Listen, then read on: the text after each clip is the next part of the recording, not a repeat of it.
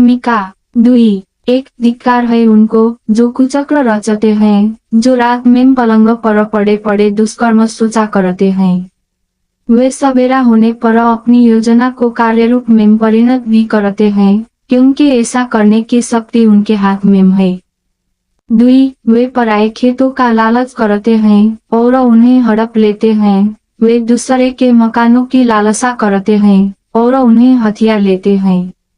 वे पड़ोसी और उसके परिवार पर अत्याचार करते हैं। वे अन्य व्यक्ति और उसकी पैतृक संपत्ति का शोषण करते हैं।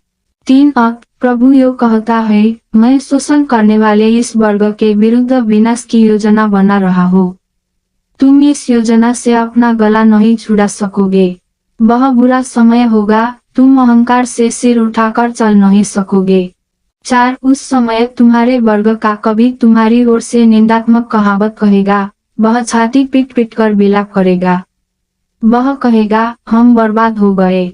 प्रभु के लोगों की पैतृक भूमि का अधिकार दूसरों के हाथ में जा रहा है, प्रभु उसको हमारे हाथ से छीन रहा है।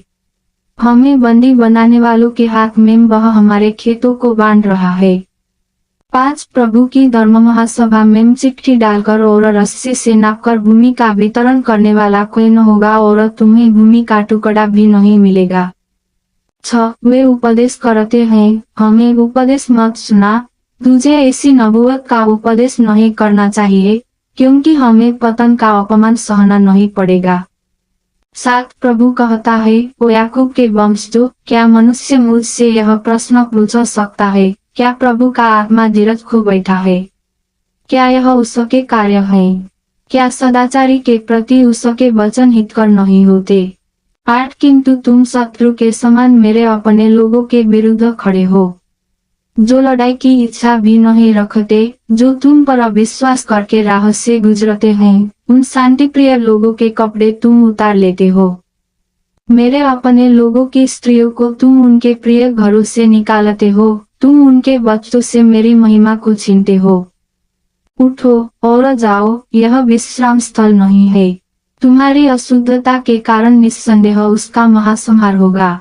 यदि कोई खाली बातें करता और झूठ बोलता हुआ इधर उधर फिरता है और यह कहता है, मैं तुम्हें मदिरा और शराब के पक्ष में उपदेश दूंगा, तो ये लोग उसको अपना उपदेशक स्वीकार कर लेते हैं।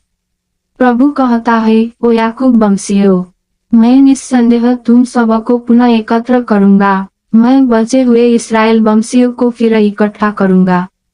जैसे बाड़े में भेड़ों को या चरागाह में पशुओं को एक साथ रखा जाता है, वैसे ही मैं तुमको रखूंगा।